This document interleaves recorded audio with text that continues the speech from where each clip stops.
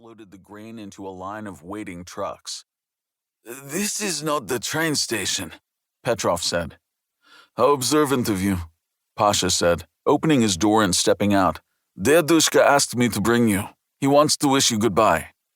"It isn't necessary," the old man protested. But Pasha was already out of the car. Pasha put his fingers to his lips and made a piercing whistle. One of the farmhands looked up. "Dedushka!" Pasha shouted. The farmhand pointed to the top of the silo. Pasha turned back to the car and found Petrov still huddled inside. He waved impatiently to the old man until he reluctantly opened his door and climbed out. "He's up in the silo!" Pasha shouted over the din of the corn elevator. "Come!" They walked to the base of the metal staircase and Pasha gestured for Petrov to go ahead of him. The old man began to timidly climb the stairs while Pasha kept one hand pressed against the middle of his back to keep him moving forward. When they had rounded the silo once, Pasha whistled down to the corn elevator operator and made a slashing gesture at his throat. The machinist nodded and pulled a rusted lever, and the engine sputtered to a stop. The air was suddenly silent. "Dedushka didn't have time to come to the station," Pasha told Petrov, continuing to urge him forward. "Prices are up and the corn has to get to market right away. You know how it is on a farm, always something to do." At the top of the staircase, Pasha pushed past Petrov and looked into the open doorway. The interior of the silo was a circular room filled with an endless sea of golden corn that dipped toward the center like a draining sink. A white-haired old man was standing knee-deep near one of the walls, scooping up shovelfuls of corn and tossing them into the center. There were no lights in the silo.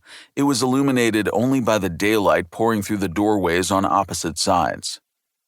"Dedushka!" Pasha called out. "You have a visitor!" Yuri Simchenko turned. The man was built like a tree stump, with arctic white hair combed straight back toward his shoulders. He was dressed in denim overalls and a white cotton shirt, the sleeves rolled halfway up his thick, mottled forearms. His face was tanned and leathery, a field of deep folds and furrows, with jowls that concealed most of his neck. His forehead was narrow and his hairline low. There was no hint of thinning or receding. His eyes were a dull, hollow gray set in sunken sockets, like two slabs of slate peering up from the soil. Simchenko looked at his visitors without expression. "Grab shovels," he said to them. "Make yourselves useful." Pasha picked up 2 shovels and handed one to his companion. He waded into the corn a few steps, then turned back and motioned for Petrov to follow. The old man did. "Like this," Simchenko demonstrated, holding his shovel overhand and scraping the corn away from the concrete walls. "Moisture collects," he said. "The corn forms a crust. We must break it free." Pasha began to do the same. Petrov stood near the center of the silo and stared at Simchenko's back. "Don't do it, Yuri," he said. "Please, I beg you." Simchenko looked at him over his shoulder. "Don't do what?" "You know what. You have no right." The white-haired man let out a snort. "Science makes possible things that should never be done," Petrov said. "Who is to say what should not be done?" "God, he is to say." Another snort. "Then let God tell me himself, and not some cowardly old man." "I cannot have a part in this. I will not." "Yes, Nikolai, you've made that very clear." He tossed a shovelful of corn in front of Petrov and nodded toward the center of the room. "Throw it there, in the middle." Petrov slowly scooped up the corn and threw it a few feet. "I have to go, Yuri. Please, I have a train to catch."